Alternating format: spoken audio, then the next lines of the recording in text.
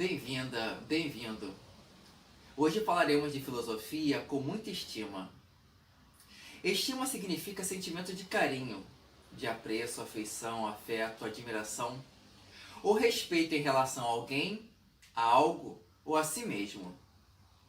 A estima que temos por nós mesmos depende inteiramente do que pretendemos ser e fazer. O que você pretende ser e fazer diante desse momento em que todos nós vivemos? O canal Ratatá conta com a sua estima. Se inscreva no canal, dê o seu like e compartilhe esse conteúdo com seus amigos. E vademecum!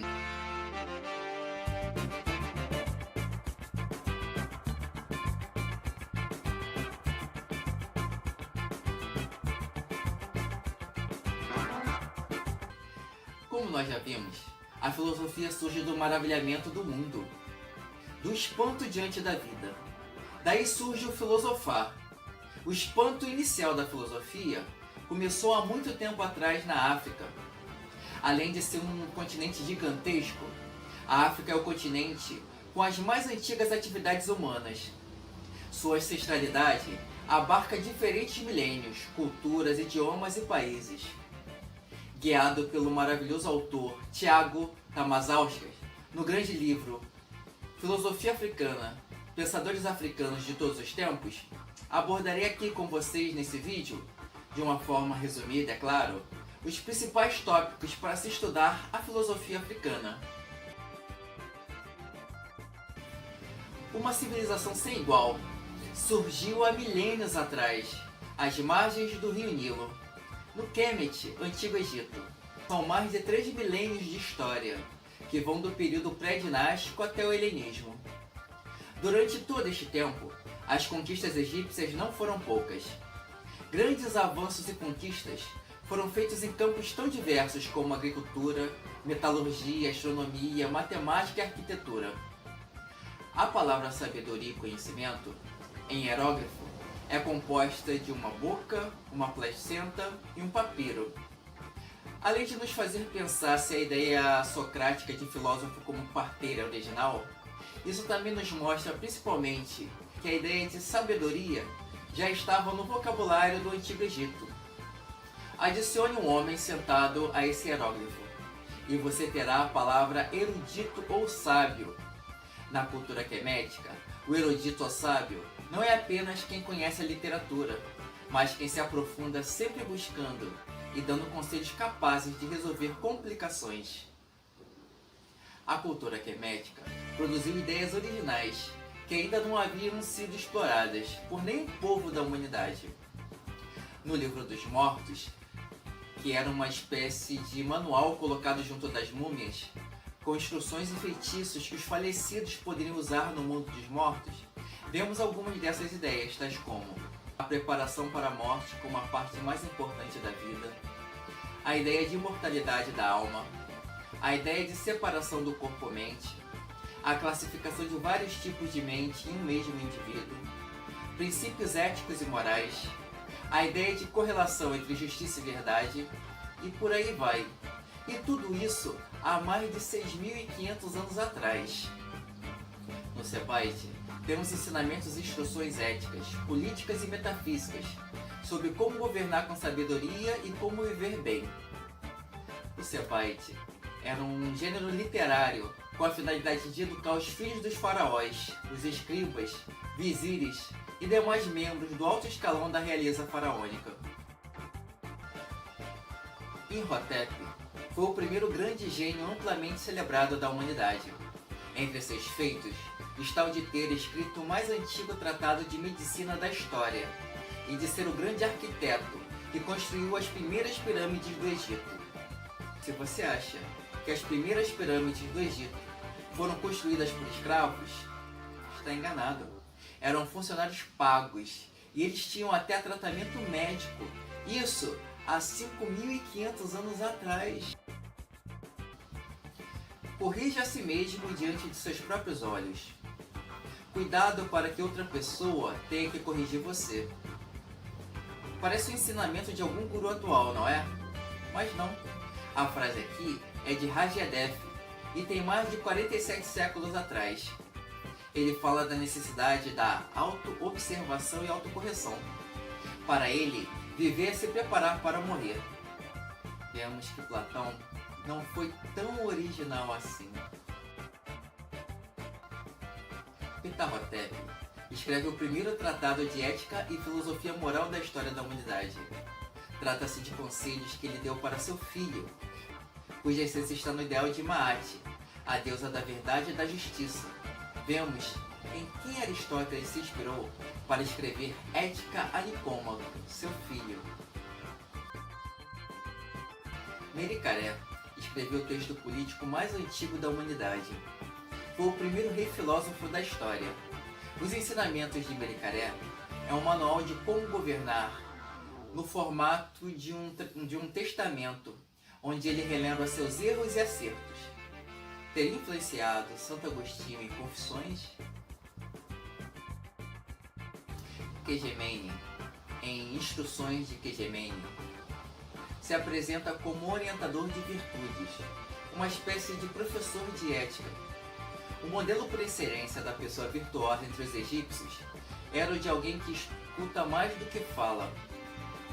Para se ter uma ideia, dos 42 juramentos que a alma deve fazer no tribunal de Osíris ao morrer, 10 deles são relacionados ao mau uso da palavra. Algumas delas: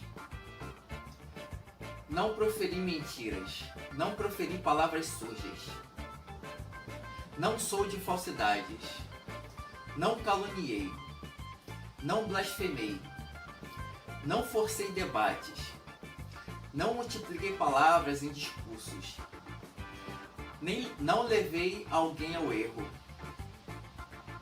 nunca levantei minha voz ou falei com arrogância ou raiva, nunca amaldiçoei ou blasfemei. E você, estaria absolvido diante do tribunal de Osíris? Aminemés escreveu a obra Disputa entre um Homem e Sua Alma. É a primeira obra de ficção filosófica da história. Neste diálogo, um homem lamenta sobre as misérias da vida.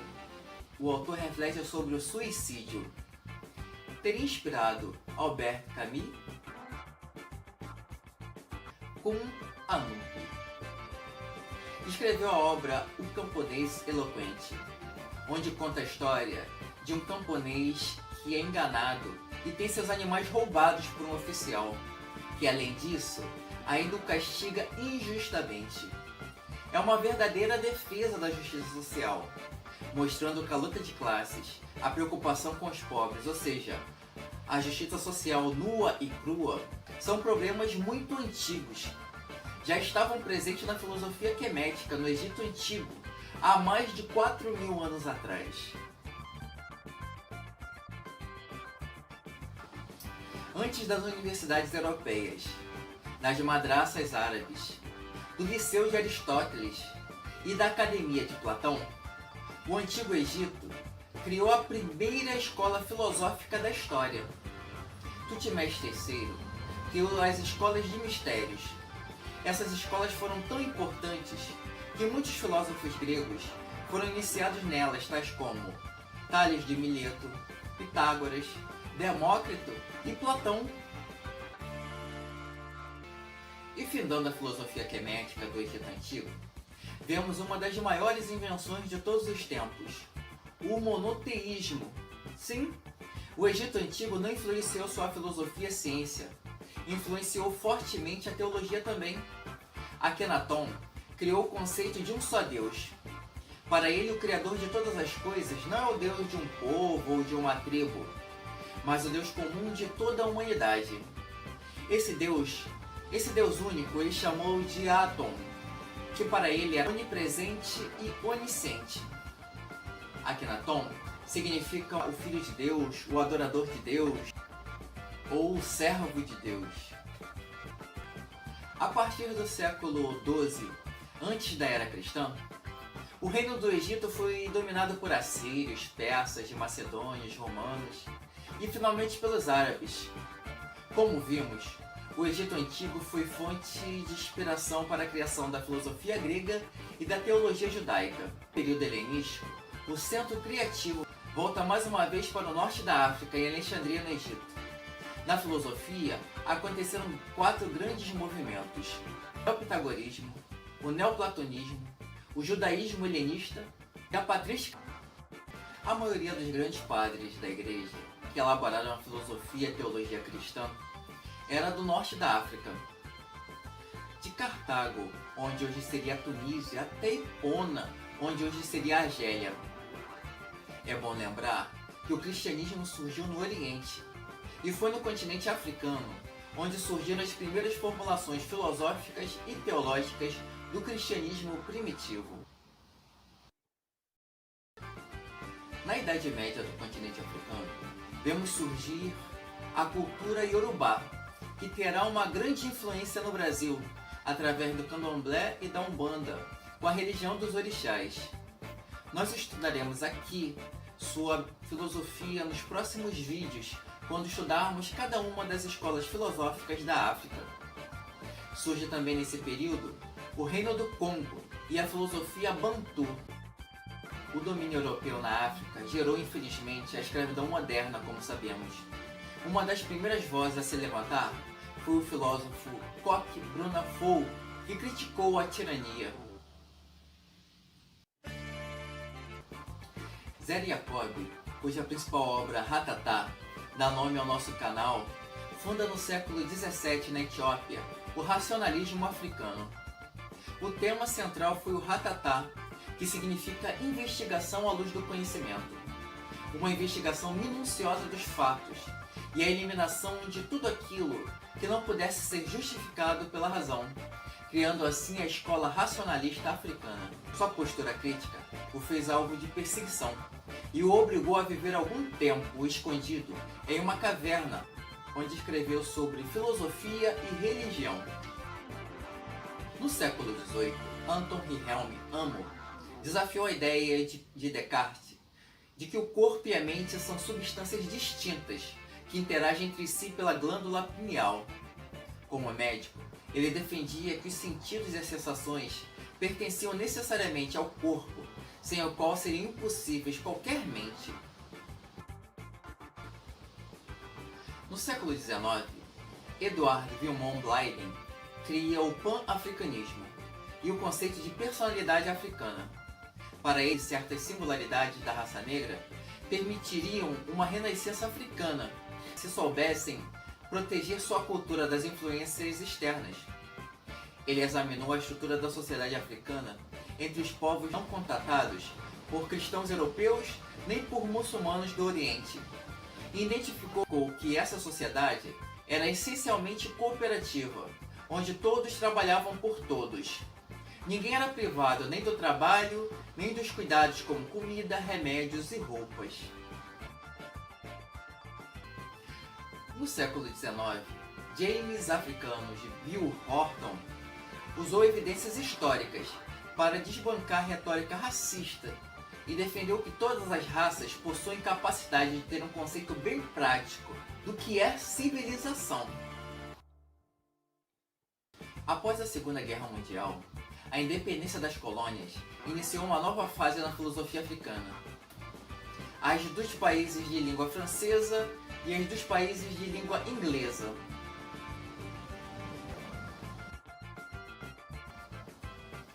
Leopold Sédar Senghor funda o humanismo africano. Ele dizia que os africanos têm uma maneira própria de conhecer as coisas por participação. De se distanciar do objeto, a epistemologia africana de Senghor mergulha nela. Segundo ele, em vez de analisar separando as suas partes, a mente africana busca tocar, apalpar e sentir o objeto tal como se apresenta. Aimé Césaire, também da escola francófona, criou o conceito de negritude, que para ele é um movimento intelectual de denúncia dos males da colonização europeia, e propôs como remédio a autoafirmação das pessoas negras, seus valores e sua cultura. Frantz Fanon, outro membro da escola francófona, ficou famoso por sua análise do colonialismo e descolonização, assim como os aspectos psicológicos do racismo. Sua análise é que nos países colonizados há dois fatos psicológicos. O branco se considera superior ao negro e o negro quer ser branco, ou seja, o sonho e aspirações dos povos colonizados são formados pela cultura dominante, uma existência branca. Mas isso é por definição impossível. O negro que tentar agir assim sempre fracassará em ser aceito. O oprimido vai sempre acreditar no pior sobre si mesmo. O dilema é inescapável. Quando gostam do negro, gostam apesar de sua cor.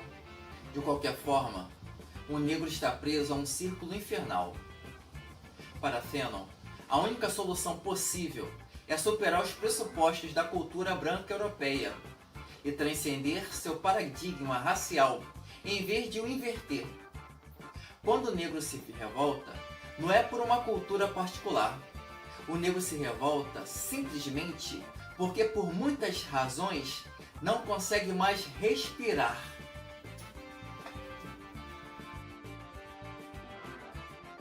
Escola francófona, que estudaremos mais detalhadamente quando chegarmos em cada uma das escolas africanas, é Akli Mbembe.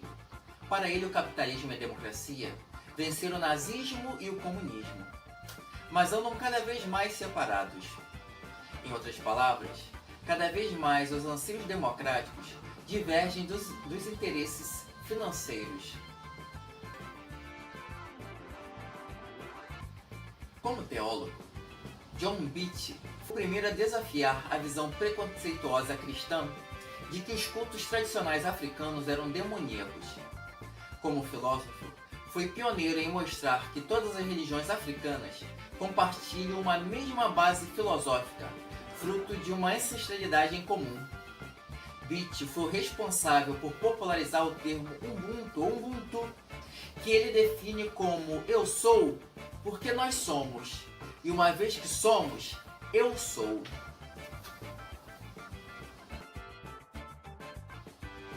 Kwesi Wiredu dizia que qualquer povo do mundo tem suas crenças e uma visão geral das coisas, mas acrescentou que o exercício filosófico exige algo mais: a análise crítica e a argumentação rigorosa.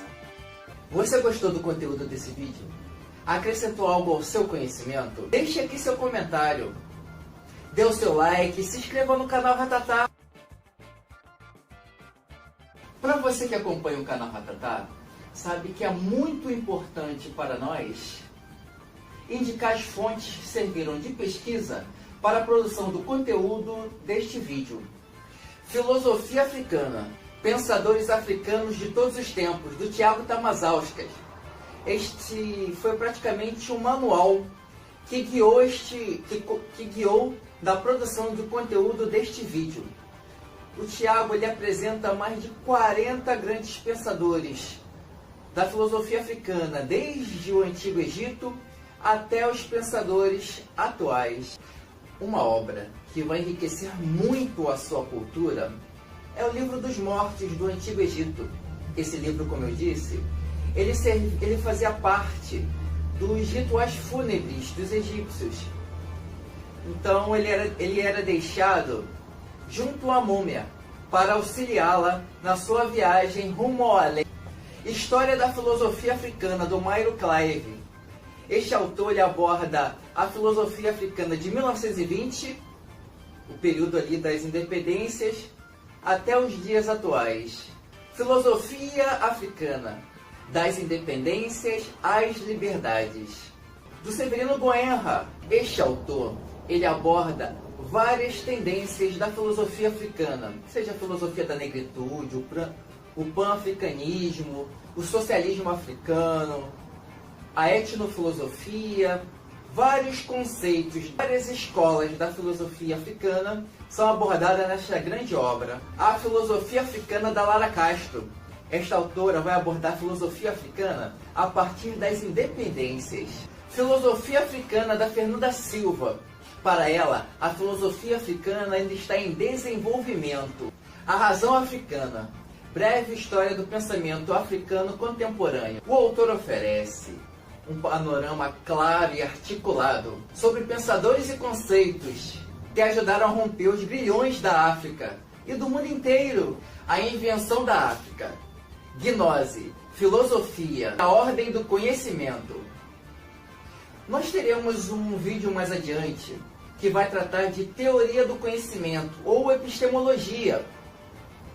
Lá nós abordaremos vários conceitos, dentre eles o conceito da gnose, que é um conceito importantíssimo na história da filosofia. Gnose significa conhecimento. O autor aborda aqui gnose enquanto as possibilidades de conhecimento da filosofia africana. Ele vai chamar dessas possibilidades de africanismo. Você que está chegando agora ao nosso canal, nós estamos no 3º vídeo. E no primeiro vídeo, a gente abordou no vídeo Que é Isto Filosofia? O conceito de africanismo. Também trabalhamos o que é ocidentalismo em filosofia, o que é orientalismo em filosofia. Então vai lá, dá uma olhada no primeiro vídeo, Que é Isto Filosofia? E você que já vem acompanhando o nosso canal, vai lá no vídeo Que é Isto a Filosofia? E reveja esse importante conceito de filosofia. O que é a filosofia africana, do Victor Kayibanda? É uma obra espetacular, é uma obra de hermenêutica.